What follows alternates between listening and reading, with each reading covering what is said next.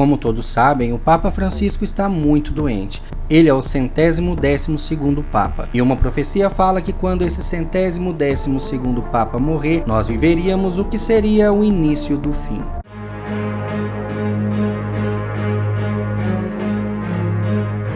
Desde a Idade Média, uma profecia assombra a Igreja Católica, um segredo que prevê o fim do papado e possivelmente da própria Igreja como a conhecemos.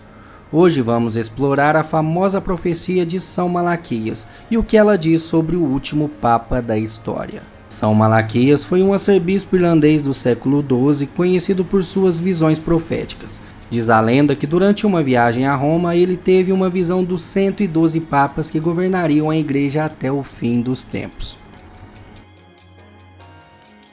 Cada um dos 112 papas foi descrito com uma curta frase enigmática. Muitas dessas descrições parecem coincidir com eventos históricos e características reais dos papas. Muitos acreditam que o Papa Francisco é o último papa da lista, pois sucedeu Bento XVI, o Papa número 111. O texto que ele escreveu ficou em segredo por séculos e só foi revelado em 1596, quando foi publicado no livro Lignum Vitae. A parte mais polêmica sobre o último Papa, que seria então o Papa Francisco, governaria sobre grandes tribulações.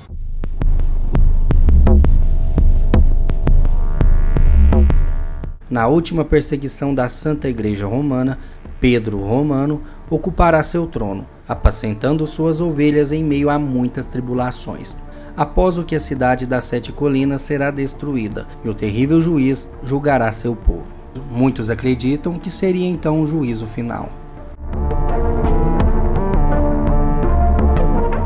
Outros acreditam que a profecia está errada, pois o nome do Papa não é Pedro, e ele não é romano.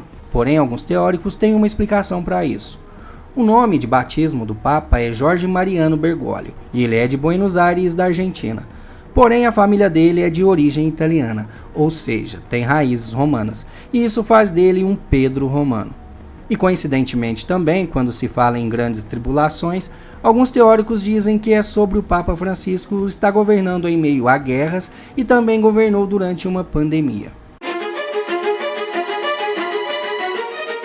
Apesar das coincidências, muitos estudiosos acreditam que a profecia de São Malaquias foi uma fraude escrita séculos depois, para influenciar a escolha de papas. Mas há quem acredita que ela ainda está sendo cumprida. A Bíblia diz que, quando houver paz e segurança, haverá repentina destruição. Então, na hora que a gente achar, ufa, agora... Passou, nossa, cara. Passou. Então vai ser um cara que vai ter uma boa oratória, ele vai trazer uma falsa paz, né? Só que depois vem a repentina destruição. E tem um detalhe, sei como tudo corrobora. Apocalipse 17 tem uma profecia que fala sobre um 8º rei, né? Sobre o 8º rei. Então, todo mundo conjectura quem é o 8º rei e tal, né?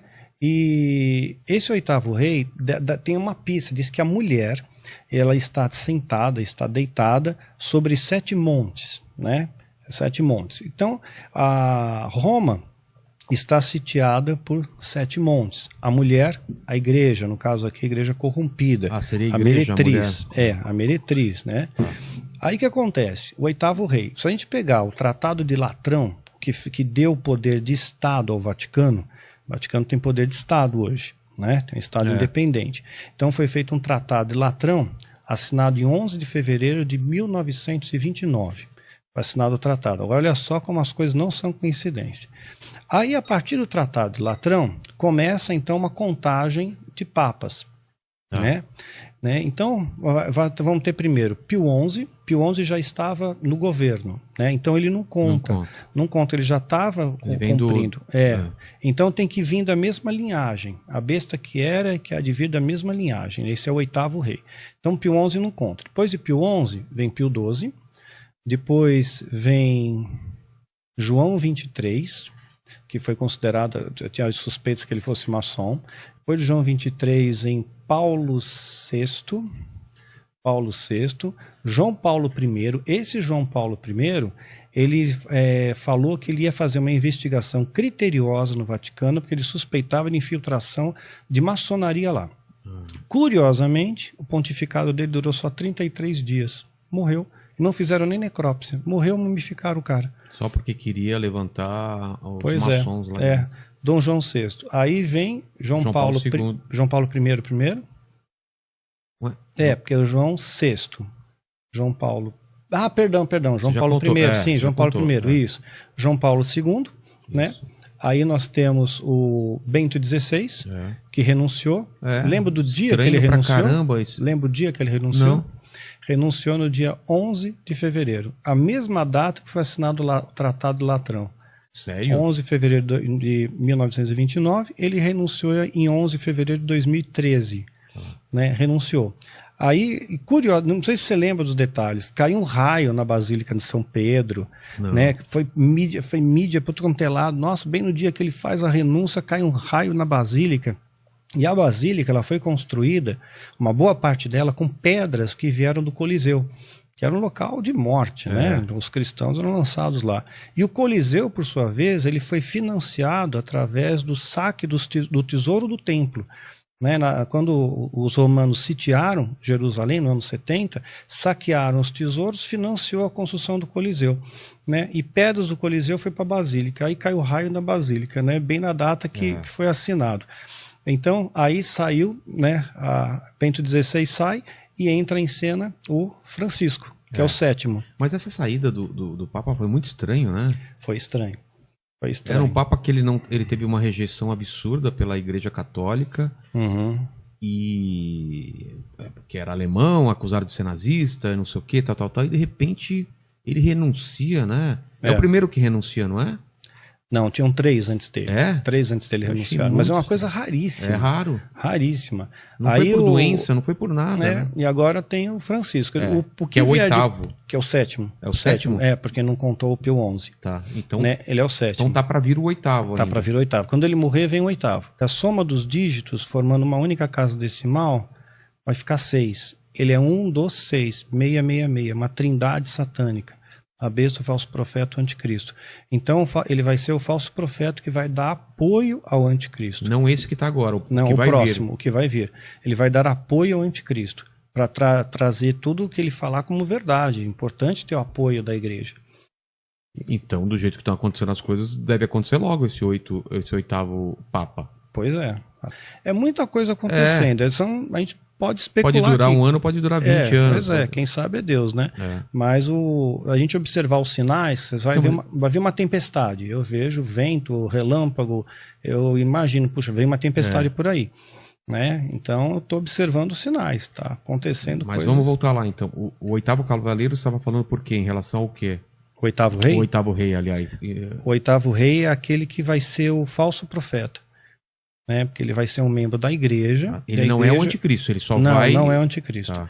Ele vai dar apoio ao anticristo. Que é o primeiro cavaleiro do Apocalipse. E o segundo? E o segundo, aí sim, começa a peste. Começa a guerra e peste. Peste primeiro, guerra depois. Mas a peste já não é o que a gente está vivendo ou vai vir uma... Não, vem muito pior. Isso aqui é um ensaio. Para com isso. Isso aqui é um ensaio. Porque, olha, o nível de letalidade... Se você pegar em percentual estatístico, friamente falando... Né, estatisticamente em percentual, né, não são tantas pessoas que morrem. Morte sempre é trágica. Mas parece que está aumentando, né? Que isso pode ser a peste porque está aumentando a letalidade. Está aumentando, mas não chega nem perto de uma gripe espanhola, nem perto de uma peste negra. Não, o ebola tal, eu sei. Então... Mas a facilidade de transmissão é muito grande, né? Porque já mutou, né? Já mutou, já teve Então variações. Essa peste seria uma pior do que a gente está vivendo. Muito pior. Guerra, seria guerra mesmo? Vamos começar a ter guerras, rumores de guerras, a Bíblia fala sobre isso. Então temos 3 cavaleiros, e o 4º cavaleiro? É a morte? É sobre o cavalo pálido, né? Na verdade, o cavalo negro, né, que vai finalizar tudo, né, que é a morte mesmo, né, mas tem 1000 coisas que estão acontecendo no nosso redor. Eu sempre procuro orientar os meus seguidores a ir passo a passo, a viver um momento, senão as pessoas sofrem por antecipação. Exatamente, eu já estou preocupado aqui. Não, sofre por antecipação, tem que ir com calma. Né, é isso que está dito para esse momento. Os sinais se molduram ao nosso redor e nos dão essa indicação. Mas e você, o que acha de tudo isso? Poste sua opinião aí nos comentários. Se inscreva aí no canal, deixa seu like, ativa o sininho de notificação e voltaremos a qualquer momento com mais vídeos.